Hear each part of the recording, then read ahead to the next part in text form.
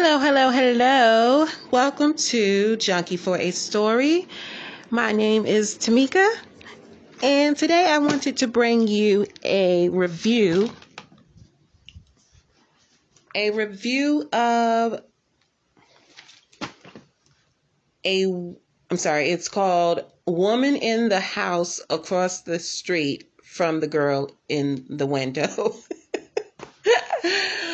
Oh my gosh, I had to write this down because there was no way I would remember that. So,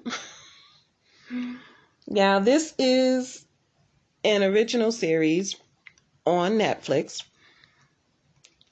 It was released on this past Friday, January 28th, and has remained in the top 10 since then. So it stars Kristen Bell, who also executive produces the series. It's not clear if it's going to be a continuing series or if it's just that one season. It's not clear, and Netflix isn't giving any information just yet, so you know how they are. But but right now it's the one season, 8 episodes. They're about half an hour each episode. It's a quick series to watch in an afternoon. So I found it surprising that it's also executive produced by Will Ferrell. But as I started to watch the episodes, you definitely see the Will Ferrell comedy. Like you see his presence in it based on how the comedy is displayed in this series. Like it reminds me of Funny or Die. I'm not sure if they still do that, but Will Ferrell used to do that with someone. I can't remember who the other person, who his partner is, but they used to do these Funny or Die skits, and they were hilarious. I'm not sure if they still do it, but it kind of it's got that tone as far as the sense of humor in this series. So let's start with the premise. What is this about? So, a grieving mother who suffers from hallucinations, probably brought on by substance abuse, and is afraid of the rain, witnesses a murder, or does she? So you get the hint that Anna, played by Kristen Bell, is an unreliable character. She has these hallucinations or nightmares or memories and flashbacks, but they can't really be trusted. And so, yeah, she's grieving the loss of a 9-year-old daughter. And I don't know if I missed something in the beginning or not, but I was thinking that Michael Ealy's character was her husband, but you soon figure out who he is. And it's basically he's her husband in her head. So, but yeah. And so she's grieving the loss of her child. You think the loss was recent, but you soon find out, no, it's not that recent.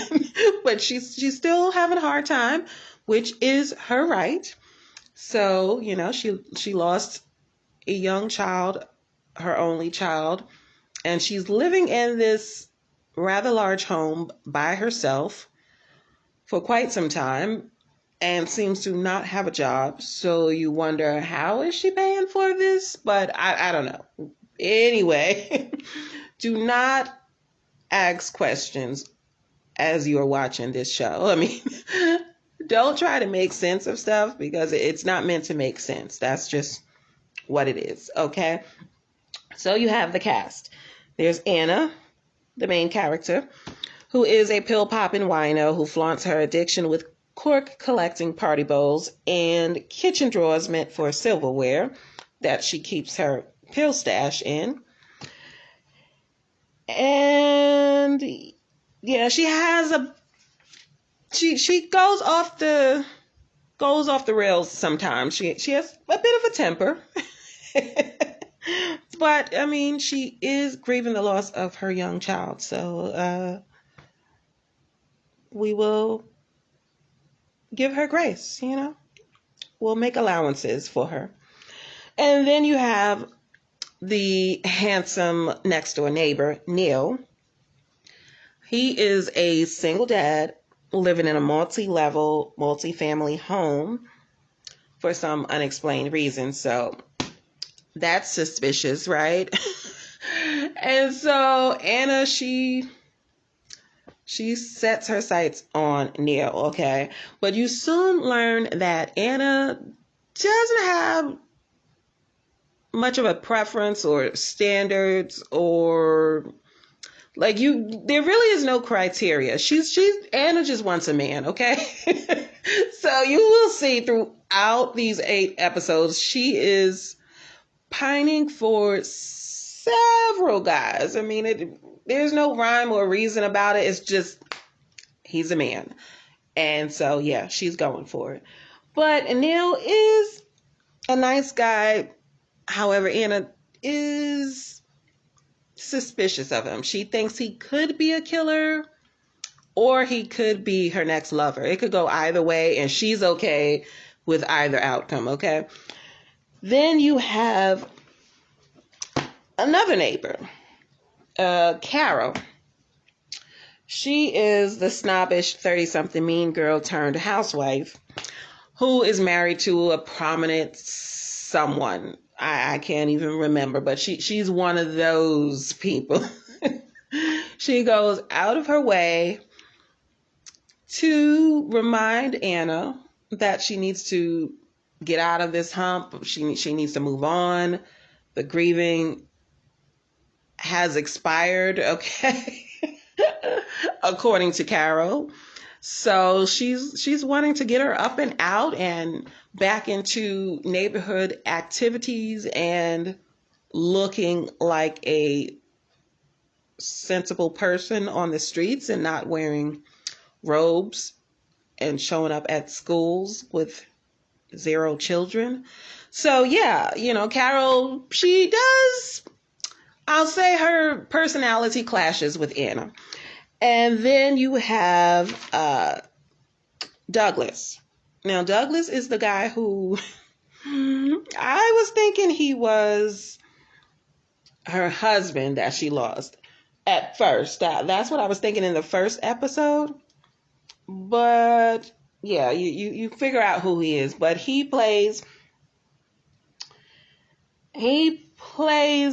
a friend or something who comes to her aid from time to time, but he does give her mixed signals, both imaginary and real. So yeah, we got to hold him to account for that, okay?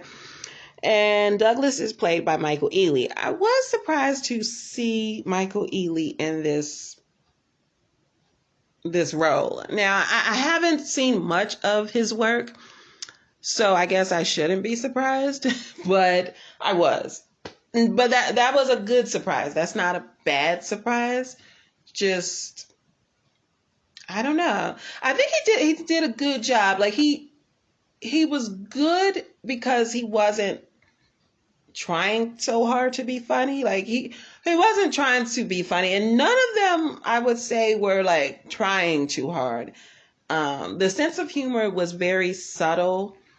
And it's similar to Scary Movie and Not Another Teen Movie and those type of films, but it's just the sense of humor it's dialed all the way down. It's over the top as far as ridiculous, but you know how Scary Movie was really just it's on the opposite end of Scary Movie, like very subtle in its ridiculousness. Okay. And then you have these nonsensical soliloquies that Anna's inner voice performs. So, and it's in every episode. It's just these riddles that don't make sense, but she's thoughtful with it. She thinks she's making sense. And yeah, so I'm going to give you one example, okay? So this is a soliloquy that her inner voice tells her. And this is, I think, in episode 4. I'm not quite sure, but this is after Anna gets into another one of her blow-ups with Carol. And she thinks Carol is making her feel like she's stupid. So she lashes out at Carol, and then she runs in the house, and this is what she says. This is Anna's inner voice. To get to the bottom of something, sometimes you have to remind yourself that if you don't risk anything, you risk everything. And the biggest risk you can take is to risk nothing. And if you risk nothing, what you're really doing is risking not getting to the bottom of something. And if you don't get to the bottom of something, you risk everything.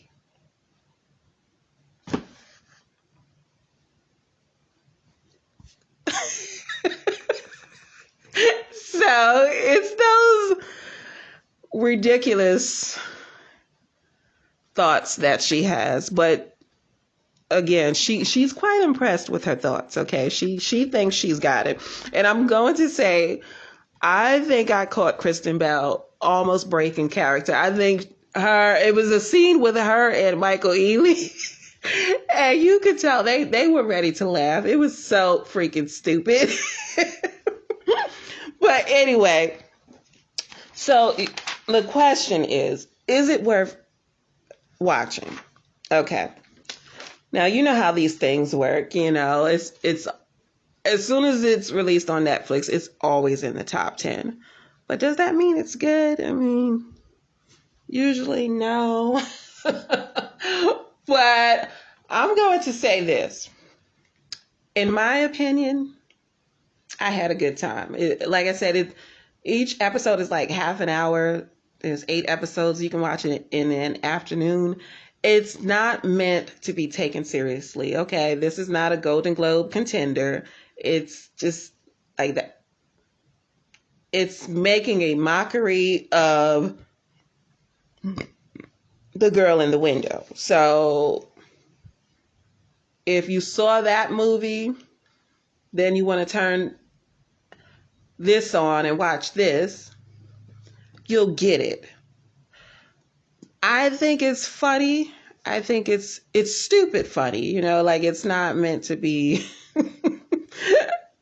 it's not meant to be anything but stupid funny. So basically what I'll say is, let me read you the title again. Woman in the house across the street from the girl in the window. If that title makes you laugh, watch the show. If it annoys you, this probably isn't your show, okay? Because I see some people online talking about how ridiculously long this title is. And it is ridiculously long, obviously. We're not disputing that. But like that kind of sets you up for what you're about to see. So it makes sense, you know? So yeah, if the title rubs you the wrong way, I would say don't even bother, because you don't get the sense of humor. But if you get it, then watch the movie. You know, I thought it was funny. I would give it, I would say a B. A B is my grade. I think the entire cast was great. I think the plot was decent. Now, it does have a 6.5 rating on IMDb, and I saw that some people were dissatisfied with not satisfied with the ending. So again, if you get the title, you get what this is, okay? So you're not in this to make sense of anything. Don't start asking reasonable questions, okay? Just you have to go with it. And it's just stupid funny. That's what it is. Don't try too hard, okay? But I would say if you got an afternoon to blow on Netflix, you can binge this and have a good time. So those are my thoughts on Woman in the House Across the Street from the Girl in the Window. I hope you enjoyed it. Thank you for listening, and I will catch you in the next one. Bye.